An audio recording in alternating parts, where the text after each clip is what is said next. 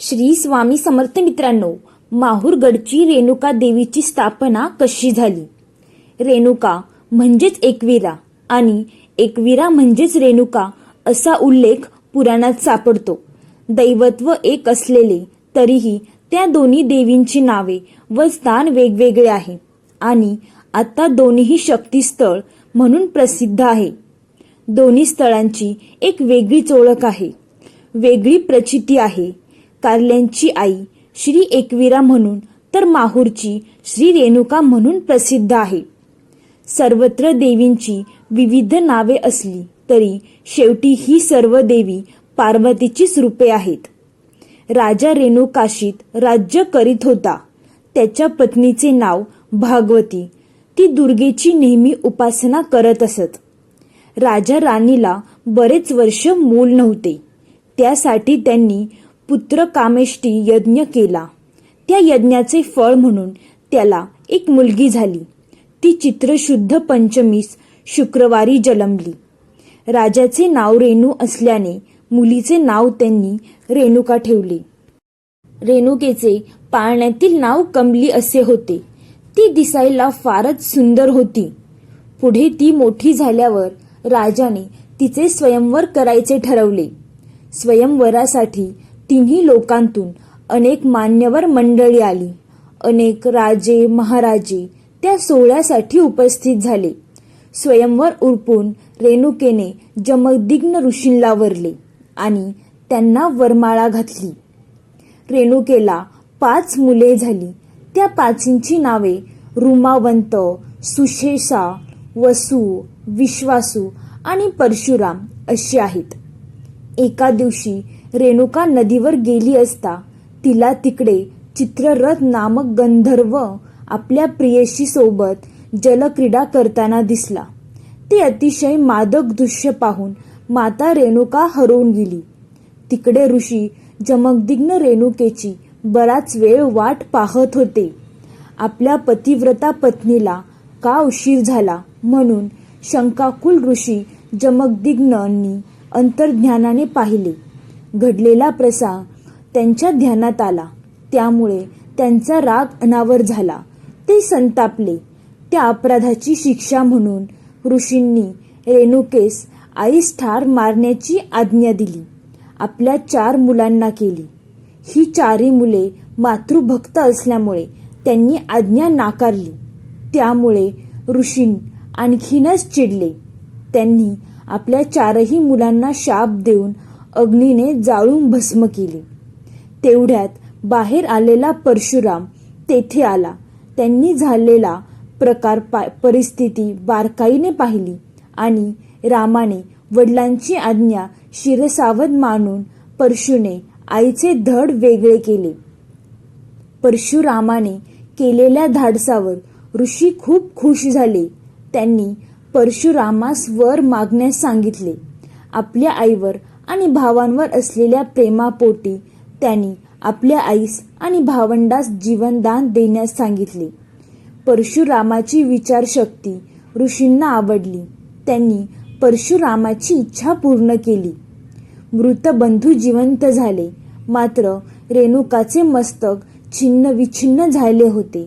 त्यामुळे परस्त्रीचे मस्तक जोडून रेणुकास जीवनदान दिले.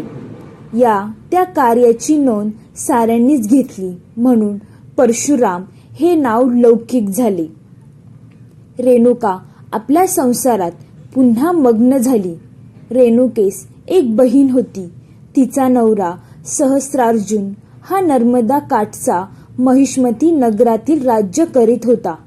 एकदा सहस्रजन राजा सैन्यासह भ्रमंती करीत असताना त्याला भोजनाचे आमंत्रण ऋषींनी पाठवले. राजा व राजाची सेना थकून आश्रमात आली. ऋषींनी त्यांचे स्वागत केले. आश्रमातील पंचपक्वान्न जेवून ते तृप्त झाले. राजाला जेवण खूप आवडले होते. त्यांनी चौकशी केल्यावर कळले की आश्रमात कामधेनू आहे. सहस्रार्जुनाने लोभाने कामधेनू मागितली, पण ऋषी जमदग्नीने जप तप व सामर्थ्याने कामधेनू मिळवली होती. त्यामुळे ती कशी देणार हे शक्य नाही म्हणून सांगितले. राजा हट्टाला पेटला. मग त्यांनी आपल्या सैन्याच्या जोरावर युद्ध करून कामधेनू मिळवण्याचा प्रयत्न केला. परंतु कामधेनूच्या शक्तीने आश्रमवासियांनी सहस्र अर्जुनास पेटाळून लावले. राजाने तेथून पळ काढला. पण त्यामुळे राजा खूप चिडला. राजाचा झालेला पराभव त्याला सहन होईना, म्हणून डाव धरलेल्या सापासारखा राजा सहस्रार्जुन ऋषींच्या आश्रमावर अचानक हल्लाबोल केला. अचानक झालेल्या हल्ल्यात ऋषी यांचा वध केला. नंतर मेहुनी रेणुकेवर 21 वार केली. त्यावेळी परशुराम तेथे नव्हता. परशुराम आल्यावर त्याला जे दृश्य दिसले ते फार विचित्र होते. आश्रमाची पडझड झाली होती. सर्व परिसर अस्तव्यस्त झाला होता. तर एका बाजूस जन्मपित्याचे प्रेत पाहून परशुराम निशब्द झाले. तेव्हा रेणुका माता उद्गरली, हे क्षत्रिय सहस्रार्जुना, माझ्या पराक्रमी राम 21 वेळा ही पृथ्वी निक्षत्रिय करेल. परशुरामाने आपल्या आईची इच्छा व दिलेला शब्द पाळता त्यांनी असे वचन दिले की मी तुझी सर्व इच्छा पूर्ण करेल. परशुरामाने कावड करून एका बाजूला जखमी आई तर दुसऱ्या बाजूला पित्याचे प्रेत घेऊन तो पित्याच्या अंत्यविधीसाठी तो पवित्र भूमी शोधत निघाला. सह्याद्री पर्वताच्या पायथ्याशी माहूर गंगेच्या तीरावर नांदेड जिल्ह्यात किनवट तालुक्यात पोहोचला. हाच परिसर आपल्या पित्याच्या अंत्यविधीसाठी योग्य समजून मृत पित्यास अग्नी दिली. माता रेणुका त्यात सती जाण्यास निघाली. आपली माता आपल्याला सोडून सती चालली आहे हे परशुरामेला पाहेना. तो फार दुःखी झाला. त्याला तो क्षण आठवला. वडिलांच्या सांगण्यावरून आपण आपल्या आईला निषेध केले होते, पण वडिलांनी दिलेल्या वरामुळे ती पुनर्जीवित झाली. पण आत्ताचा प्रसंग वेगळा आहे. आई रेणुका माता जखमी अवस्थेत होती आणि वडील मरणावस्थेत, आणि त्यातही आई सती चालली होती. एकाच वेळी इतके दुःखद प्रसंग परशुरामावर आले. त्यामुळे तो व्याकुळ झाला. रेणुकेने आपल्या मुलाचे मन जाणले. तिने त्याला खूप उपदेश केले. त्यामुळे परशुराम स्थिरावला.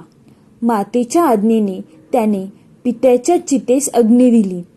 नंतर त्या चितेस आपली आई सती जाणार हृदयभेवक तो प्रसंग पाहायला लागू नये म्हणून परशुराम तेथून दूर गेला.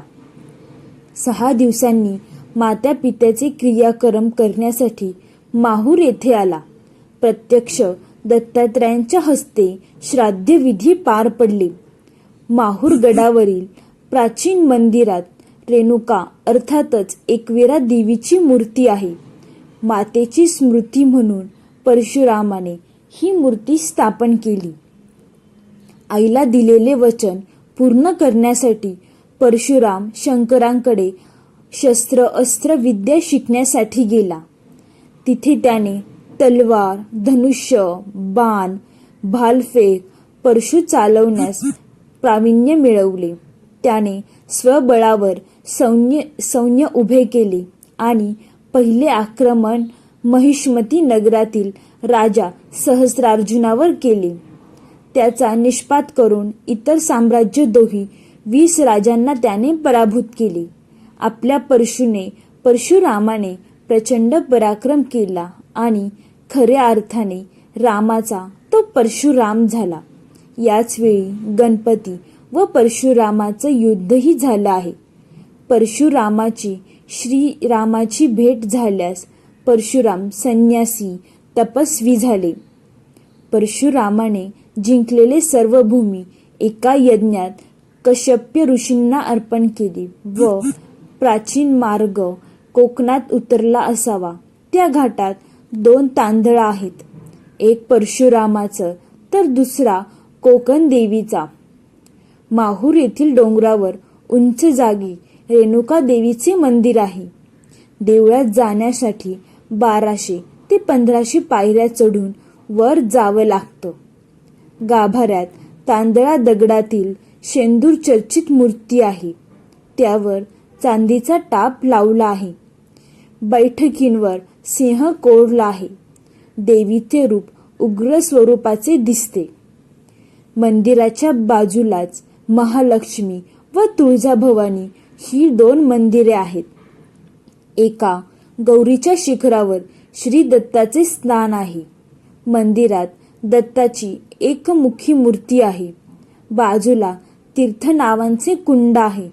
तेथेच परशुरामाने आई वडिलांची अंत्यक्रिया केली असे सांगतात. रेणुका हीच परशुरामाची आई.